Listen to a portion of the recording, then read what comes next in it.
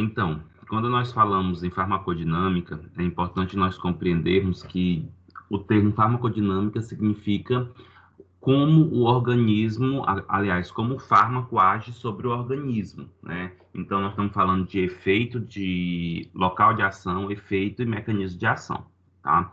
E aí nós vamos estudar agora os efeitos resultantes da interação de agentes químicos. Porque o que acontece? Uma substância, de modo geral, ela interage com a outra. E essa interação em si faz com que ocorram essas diferenças em resultados de interação. Então, é muito importante compreender o que seria esse termo interação entre substância química. É utilizado todas as vezes que uma substância altera o efeito da outra. E essa alteração ela pode ser benéfica, ela pode ser maléfica, ela pode ser maior ou menor. E nós temos, de modo geral, quatro interações entre substâncias químicas, que pode ser adição, sinergismo, potenciação e antagonismo, que a gente vai falar agora delas. Em relação à adição, eu trouxe até algumas formulazinhas matemáticas, em número, na verdade, para ficar mais compreensível. A adição, que seria? É aquela produzido quando o efeito final de dois ou mais agentes é quantitativamente igual à soma dos efeitos produzidos individualmente. Então, imagine só que eu tenho uma substância A e uma substância B. Cada substância ela tem um efeito, mas quando eu junto essas duas substâncias, eu potencializo, eu aumento esse efeito. Então, 1 mais 1 é igual a 2. Aí eu trago para vocês o exemplo do chumbo e o arsênio. O chumbo e o arsênio eles atuam no nível da biossíntese do M, aumentando a excreção urinária de coproporfirina. O que seria isso? De modo geral, o chumbo e o arsênio, eles alteram essa produção do grupo M. Alterando essa produção do grupo M, eu vou ter alguns efeitos colaterais. Contudo, se eu pego o chumbo mais o arsênio, eu tenho um efeito aditivo. Então, eu tenho um efeito maior aí em relação a esse efeito de eliminação urinária da coproporfirina. Sinergismo, que é uma das interações mais conhecidas por vocês, uma das interações mais faladas. O sinergismo, gente, ocorre quando o efeito de dois ou mais agentes químicos combinados é maior do que a soma dos efeitos individuais. Em outras palavras, seria o quê? Imagine só, eu tenho uma substância A, eu tenho uma substância B. A substância A vale 1, a substância B vale 1. Quando se tem o aumento dessas substâncias, quando se tem a interação dessas substâncias, eu vou ter um efeito maior que a sua soma, ou seja, maior que 2. Exemplo, nós temos aí a hepatotoxicidade. Quando eu me refiro na hepatotoxicidade, eu estou falando de efeitos tóxicos sobre o fígado, e essa hepatotoxicidade ela é resultante da interação entre o tetracloreto de carbono e o álcool. Então, eu tenho um tetracloreto, que é uma substância de carbono, e eu tenho um álcool, que é outra substância. Quando junta-se os dois, o efeito da hepatotoxicidade é a soma deles literalmente maior do que o valor quantitativo. Então, em vez de ser 2, vai ser maior que 2, tá? Então, quando se soma aí o tetracloreto de carbono e o álcool, é muito maior do que aquela produzida pela soma das duas ações em separados, uma vez que o etanol é capaz de inibir a biotransformação do solvente clorado. Em outras palavras, sinergismo é toda vez que nós temos um aumento bem maior do efeito das duas substâncias quando comparado ao seu efeito isolado.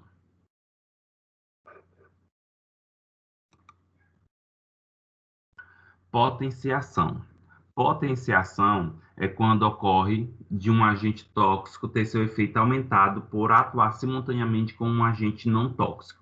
Em outras palavras, olha só, potenciação. Eu tenho uma substância que tem um efeito como se fosse 1 e uma outra substância que tem um efeito 0, entre aspas. Eu tenho uma substância que é um agente tóxico e tenho uma substância que não é um agente tóxico. Quando eles se interagem entre si, acaba potencializando o efeito do agente tóxico, ou seja, 1 mais 0 é igual a 2. Um exemplo, gente, é o isopropanol, que não é hepatotóxico, ou seja, não lesiona o fígado, mas quando entra em contato com o tetracloreto de carbono, esse isopropanol, que não é um agente tóxico, acaba aumentando o efeito tóxico do tetracloreto de carbono. E nós temos aqui o antagonismo, né? O antagonismo ele ocorre quando dois agentes químicos interferem um na ação do outro, diminuindo o efeito final. Então, quando a gente se refere ao antagonismo, nós estamos falando que é duas substâncias onde uma anula o efeito da outra, que é um dos também mais conhecidos. Sem dúvida, um dos mais conhecidos por vocês em relação a essa característica farmacodinâmica é o sinergismo e o antagonismo.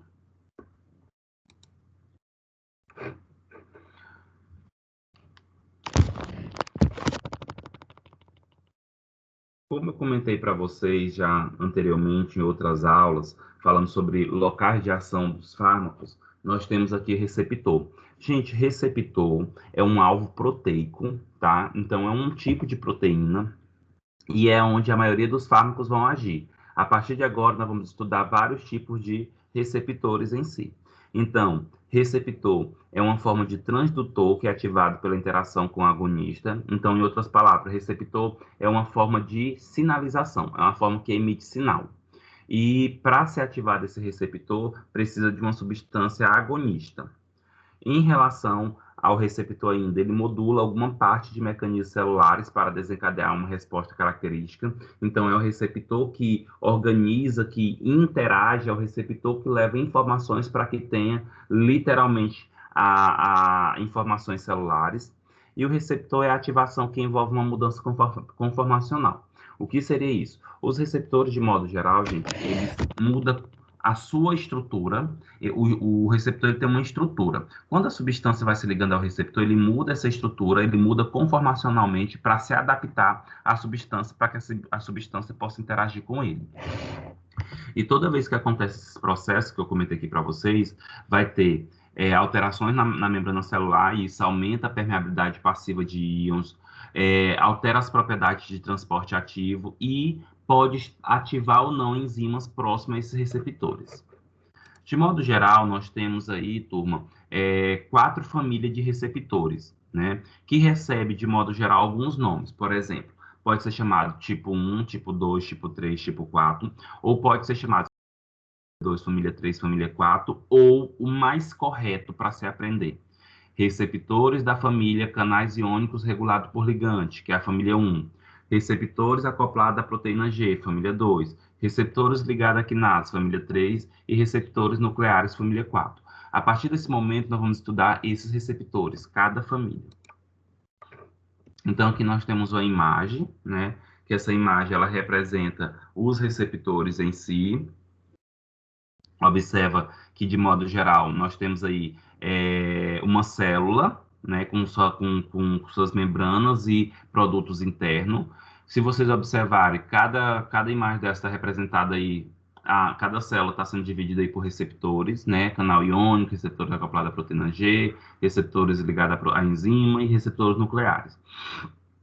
Curiosidade. A família 1, família 2 e a família 3, os receptores estão na membrana celular, enquanto o receptor da família 4, que é o receptor nuclear, está dentro do núcleo. Aqui nós temos outra característica associada aos receptores, tá? Só para vocês observarem. A localização dos receptores 1, 2 e 3, membrana, membrana, membrana, sendo que o receptor 4 é intracelular. Quais são os efetores dos receptores 1? Canal iônico, que é o responsável por seu efetor. O 2 é canal iônico ou enzima. E 3, enzima. Enquanto o 4, por ser intracelular, é transcrição de gene. Como é o acoplamento do receptor 1 da substância com o receptor 1 direto, já o 2 é com a proteína G, o 3 é direto e o 4 é através do material genético, DNA. Aqui nós temos um outro exemplo, né, só para vocês observarem a característica dos receptores em si.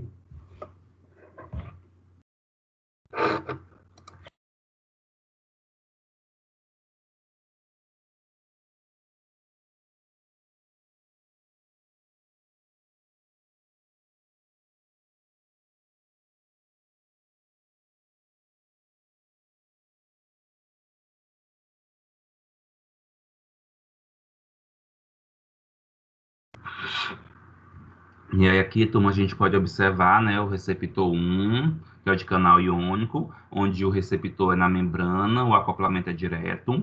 Nós temos o receptor 2, que é o receptor acoplado à proteína G também, que a localização é na membrana e a ligação é direta com a proteína G. né? O receptor ligado à enzima, que também é na membrana, e o acoplamento é direto. E o receptor intracelular, que a substância tem que ir no núcleo, né? Dentro da célula para se ligar, e o acoplamento é através da transcrição gênica. Vamos falar da primeira família, né? Que é a tipo 1, família 1, ou canais iônicos regulados por ligante. É muito importante que aprenda através desses nomes aqui, canais iônicos regulados por ligante, tá? Então, os canais iônicos regulados por ligante também pode ser chamado de ionotrópicos, porque são receptores que levam à passagem ou não de íons, por isso que é chamado de ionotrópicos, receptores que têm afinidade por íons, como potássio, cálcio, sódio, e esses receptores ele aumenta transitoriamente sua permeabilidade a determinados íons, ou seja, facilita ou não a passagem de íons. O acoplamento entre o receptor e o canal iônico é direto. Aqui nós temos um exemplo, né, de receptor da acoplada canal iônico, o receptor nicotínico da acetilcolina. Vocês podem observar que nós temos em azul, nós temos a membrana, nós temos o receptor. E aí, as bolinhas, nós temos azul e verde. Azul é a acetilcolina e o verde é o sódio. Observando essa imagem, a acetilcolina ela vai se ligando ao receptor, onde esse receptor vai abrir o canal iônico para a passagem do sódio, tá? E isso aumenta totalmente as características de transição de íons na membrana. Aqui nós temos uma imagem só para vocês observarem o receptor de acetilcolina, receptor nicotínico, que é o receptor de acetilcolina.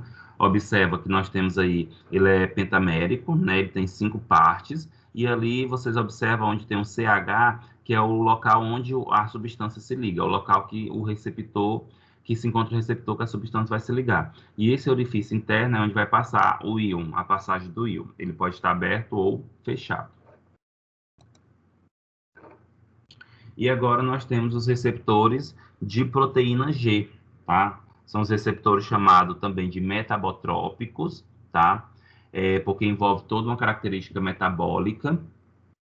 E alguns receptores, na verdade, quase que todos os receptores, gente, existentes, são receptores acoplados à proteína G. É o que tem maior quantidade no nosso organismo, são esses receptores acoplados à proteína G, tá? E alguns tipos de receptores que têm um acoplamento por proteína G, receptores muscarínicos da acetilcolina, receptores adrenérgicos, receptores de dopamina, receptores de serotonina e outros.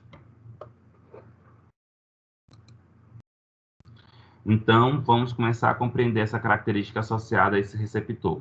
Primeira coisa, a estrutura dos receptores acoplados à proteína G, eles consistem, né, a proteína G, no caso, a proteína G, ela consiste em 7 alfa-hélices transmembranares. Então, observa nessa imagem aí que nós temos 7 alfa-hélices, que são escanudos em azul. 1, 2, 3, 4, 5, 6, 7. E isso aí é a proteína G. E a proteína G, ela tem uma porção que é o domínio N-terminal extracelular e tem o domínio C-terminal intracelular. Então, tem a porção que fica a parte externa da membrana e tem aquela que fica interna à membrana. A região externa é chamada de N-terminal e a região interna, que é intracelular, é chamada de C-terminal. A família de proteína G, ou seja, os receptores acoplados à proteína G, eles são divididos em 3 famílias, né? Que são a família da rodopsina, a família dos receptores de secretina ou glucagon, que envolve essa questão do diabetes, da insulina, e os receptores metabotrópicos de glutamato e famílias de sensores de cálcio. Na verdade, essa classificação é só para observar quais são as famílias de proteína G, né? Como eu comentei para vocês.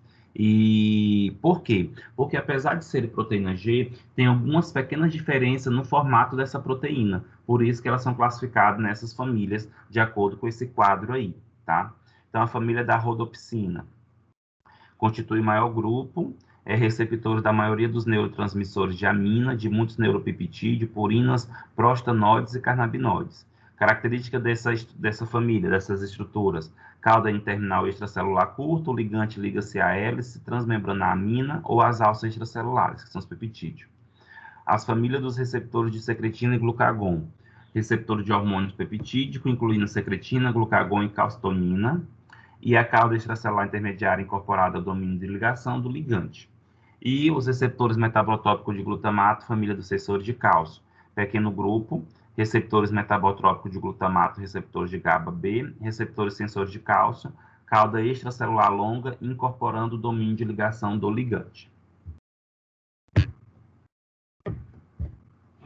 Então, como a proteína G, de modo geral, é uma das mais importantes, né, associado a essa fala dos receptores, é importante nós compreendermos como é que é a estrutura dessa proteína G e como é que ela favorece essa ação, esse sinal.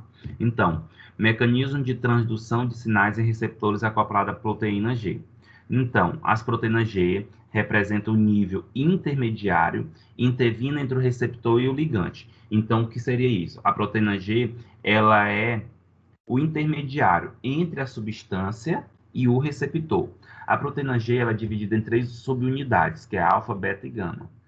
Então, vamos compreender aqui. Olha só o que acontece. Nós temos aqui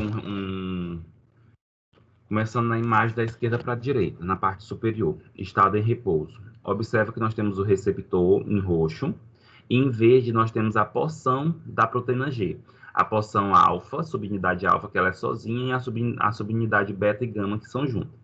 Observa, gente, que nós temos o alvo 1 e o alvo 2. O que é que vai acontecer?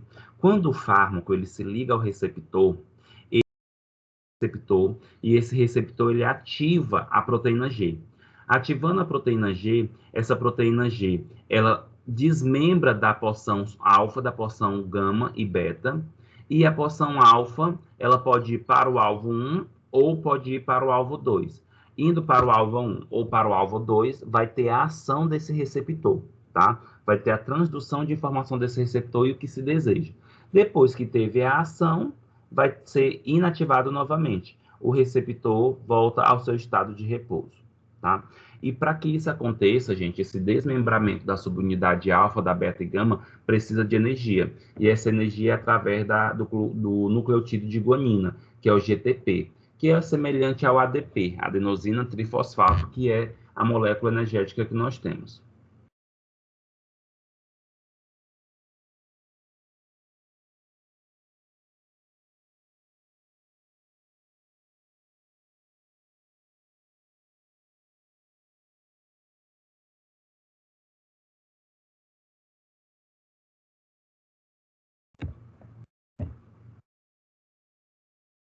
O que lembrando que eu ainda estou falando só da proteína G, tá? Então, as formas ativas da proteína G sofrem difusão na membrana e pode se associar a diversas enzimas ou canais iônicos, produzindo ativação ou inibição.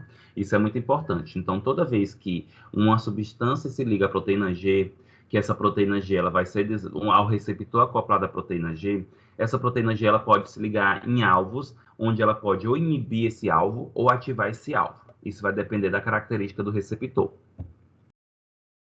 Assim, é importante compreender o que? A especificidade que permite que cada tipo de receptor produza um padrão de resposta está relacionada às variações moleculares das proteínas G, dando origem a 3 classes principais que apresentam seletividade tanto para os receptores quanto para os efetores com os quais se acoplam. O que seria isso? Nós temos a proteína GS, que produz estimulação da enzima adenilato ciclase. Nós temos a proteína GI, que produz inibição da adenilato ciclase, e nós temos a GQ, que modula, nem para mais nem para menos, como se estivesse regulando essa adenilato ciclase. Então, resumão em relação à proteína G. Então, nós temos aqui a proteína G, lembrando que a proteína G ela está ligada ao receptor. Quando o receptor ela está ligado à substância, que é o ligante, vai ocorrer o quê? A introdução do GDP, que é o que dá energia, ativando assim a proteína G. A proteína G ela desmembra, ativando os mensageiros, né? Ou seja, a proteína G ela desmembra para ir ou para o canal iônico ou para ativação e inibição de enzimas. E aí, vamos estudar mais detalhadamente aqui os alvos para as proteínas G, tá? Então, os principais alvos da proteína G, pelos quais os receptores acoplados à proteína G controlam diferentes aspectos da função celular são, primeiro, a adenilato ciclase, que é uma enzima responsável pela formação do AMP cíclico. Segundo, a fosfolipase C, que são enzimas responsáveis pela formação do inositol trifosfato e diacilglicerol. E o terceiro, que são os canais iônicos, seja de potássio ou de cálcio. Então, só para a gente compreender, olha só, o sistema adenilato ciclase e a formação ou inibição do AMP cíclico, que é o adenosina monofosfato cíclico.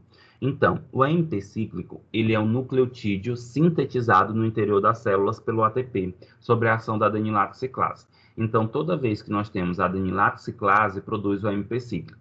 E o AMP cíclico, ele é inativado pela fosfodiesterase. Qual a importância, por exemplo, do AMP cíclico? Gente, quando se produz o AMP cíclico, essa substância ela ativa a proteína quinase, essa proteína quinase leva a fosforilação de resíduos de serina e treonina com ATP como fonte de fosfato. E isso pode levar a tanto ativação e inibição de enzimas ou canais iônicos. É importante compreender que o adenilato ciclase, quando produz o AMP cíclico, esse AMP cíclico tem a capacidade de ser relaxante dos vasos musculares, principalmente dos corpos cavernosos penianos, tá? E uma enzima que bloqueia o AMP cíclico é a fosfodiesterase. Tem um fármaco que é chamado Viagra, que é o sildenafil.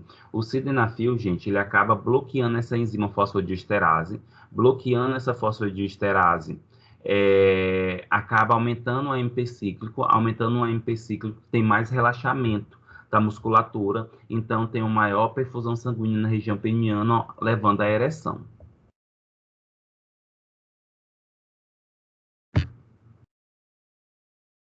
Então, qual a função do AMP cíclico? Qual a importância desse AMP cíclico? Atua no metabolismo energético, divisão e diferenciação celular, transporte de íons, canais iônicos e proteínas contráteis. Esses efeitos são produzidos pela ativação da proteína quinase pelo AMP cíclico. Então, lembrando, gente, que o AMP cíclico, ele leva à ativação da proteína quinase, a proteína quinase leva à fosforilação da cadeia leve da miosina e o que tem na ativação, levando a um relaxamento da musculatura lisa. Quando se utiliza, por exemplo, sildenafil, que é o Viagra, inibe a fosfodiesterase, aumentando esse AMP cíclico, aumentando o relaxamento da musculatura lisa, o que favorece maior perfusão de sangue na região peniana. Aqui é só uma imagem que ilustra, tá, gente? Toda essa característica que eu falei para vocês da proteína quinase, né? Nós temos aqui um agonista, que é da esquerda para a direita.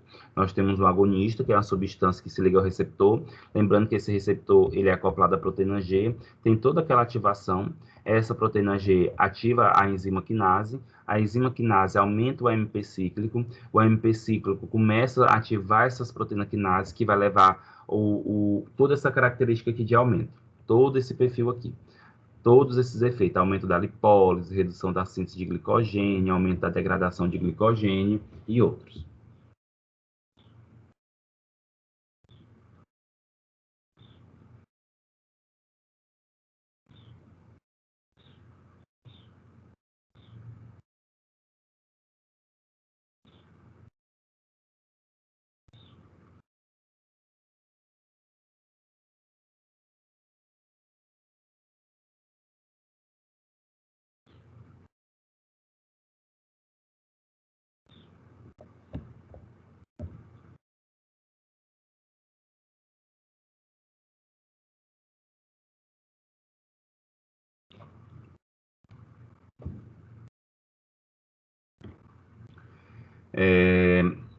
Como eu comentei para vocês, em relação aos locais de ativação da proteína G, eles ativam o inibadenilato ciclase, né? Também fosfolipase e inositol trifosfato, e também os canais de cálcio e potássio. Agora a gente vai observar sobre o sistema de fosfolipase C, fosfato e inositol, né? Alguns hormônios e neurotransmissores são ativados pela fosfolipase C. Então, olha só, nós temos a proteína G, essa proteína G, ela ativa a fosfolipase C, essa fosfolipase C, ela ativa o fosfodienositol de fosfato, que vai dar origem ao inositol trifosfato ou diacilglicerol, que é o IP3 e o DAG. Quando tem a produção do inositol trifosfato, tem um controle da liberação de cálcio. E quando tem a formação do diacilglicerol, tem a ativação das proteínas quinase. Qual a importância do inositol trifosfato? O inositol trifosfato, ele liga-se aos receptores do retículo endoplasmático, causando uma rápida liberação de cálcio das reservas intracelulares, permitindo a formação do complexo cálcio-calmodulina. Ou seja, o inositol trifosfato está muito relacionado à contração muscular. Já o DAG, ele atua aumentando a afinidade da proteína quinase pelo cálcio, tá? Então, já tem outras características associadas agora à proteína quinase, que foi aquelas que eu comentei anteriormente. E o outro local onde ocorre a ligação da proteína G são os canais iônicos, principalmente canais iônicos ligados por cálcio e potássio. Os receptores acoplados à proteína G podem controlar diretamente a função dos canais iônicos por mecanismo que não envolve segundos mensageiros, tá? O que seria isso? De modo geral, pode ocorrer a ligação diretamente aí com os canais iônicos, cálcio ou potássio. Mas é muito importante compreender que o que acontece com a ligação nos canais iônicos é porque a proteína G acaba ligando uma das porções dela, lembra que a proteína G é dividida em alfa, gama e beta, e uma dessas porções pode se ligar ao canal iônico e ocorrer a liberação, ativação ou não desses canais iônicos. A terceira e penúltima família de estudo, gente, é a família de receptores ligados à quinase. Toda vez que vocês observarem esse sufixo ase, significa enzima, tá? Então, receptores ligados à quinase é a mesma coisa que receptores ligados à enzima. A localização desses receptores, tipo 3, é localizado na membrana, tá? E esses receptores, eles são importantes para insulina e fatores de crescimento, e tem um efeito lento, geralmente a ação dele é lenta. Os ligados à quinase, eles medem as ações de citocina, fator de crescimento e hormônio, como de insulina. E os receptores ligados à quinase, eles controlam as funções celulares, como as funções de crescimento, diferenciação celular e a transcrição de genes. Aqui é só para vocês observarem uma ilustração dos receptores de crescimento, a quinase, né? Nós temos aqui o fator de crescimento, ele se liga ao receptor de proteína quinase, e isso ocorre literalmente uma fosforilação, isso literalmente ocorre a transcrição de outras informações, até chegar a informação no material genético, na transcrição gênica, sobre a questão do crescimento. E a última família, são as famílias de receptores nucleares, que é a família 4, né, que é um conjunto de proteína e fatores de transcrição que interagem com o DNA. E aí nós temos aqui esses receptores que envolvem, por exemplo, o receptor intranuclear. Nós temos receptores que envolvem a homeostasia do organismo, reprodução, crescimento, diferenciação, morfogênese, apoptose e metabolismo. Então, todos os receptores nucleares têm envolvimento em todas essas características aqui.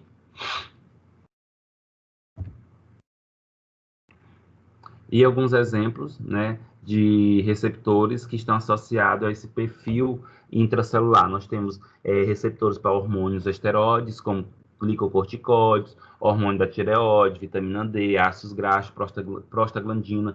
Tudo são substâncias que têm efeito sobre características de receptores intracelulares.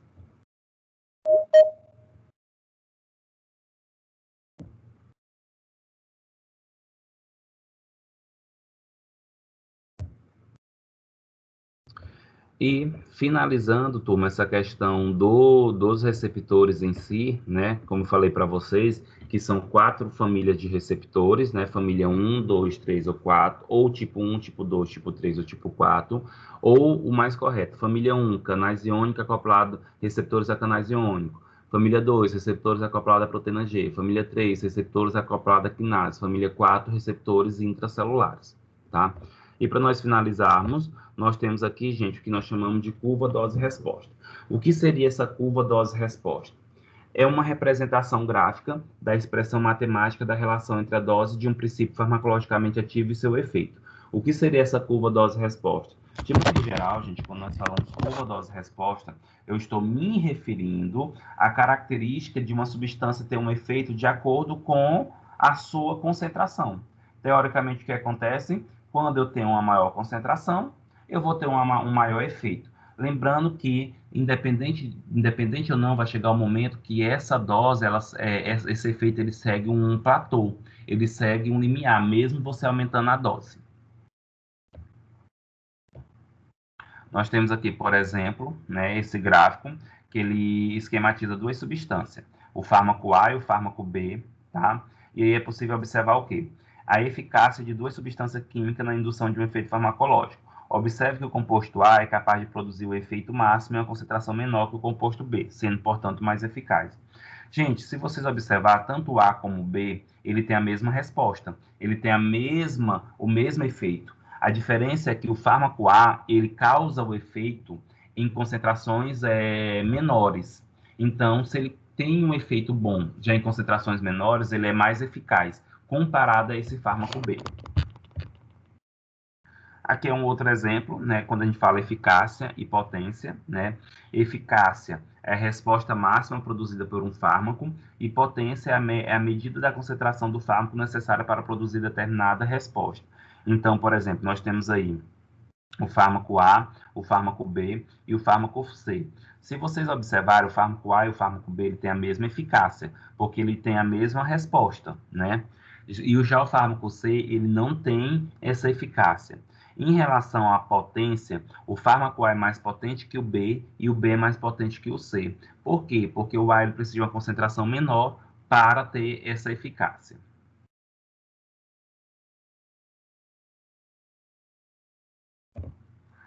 Turma, esse seria o restante da nossa aula, tá?